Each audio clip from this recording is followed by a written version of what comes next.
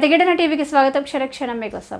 సింగరేణి కార్మికులకు ప్రజాభవన్ వేదికగా బోనస్ చెక్కుల పంపిణీ కార్యక్రమం ఈ రోజు ఘనంగా నిర్వహించారు. డిప్యూటీ సీఎం బట్టి విక్రమార్క, మంత్రులు శ్రీధర్ బాబు, పొంగిరెడ్డి శ్రీనివాస్ రెడ్డి చేతుల మీదుగా కార్మికులు బోనస్ చెక్కులు అందుకున్నారు.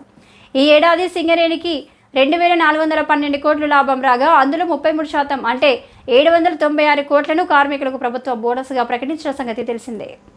దాదాపు 42,000 మంది కార్మికులకు ఒక్కొక్కరికి 1.90 లక్షల చొప్పున బోనస్గా అందుకుంటున్నారు. సింగరేణిలో పనిచేసే కాంట్రాక్టు కార్మికులకు కూడా ఈ ఏడాది 5,000 బోనస్ ప్రకటించారు.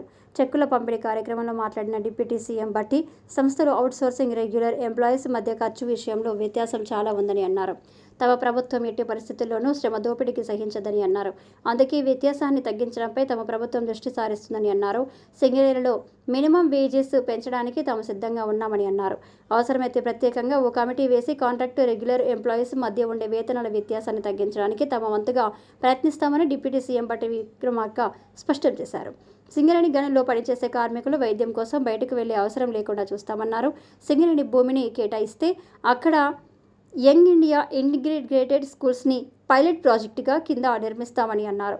పెన్షన్ విషయంలోనూ అధ్యయనం చేస్తామని, ప్రస్తుతం 8 లక్షలుగా ఉన్న పెన్షన్ను 10 లక్షల వరకు పెంచేలా ప్రభుత్వం తరపున కృషి చేస్తామని కార్మికులకు భరోసా ఇచ్చారు.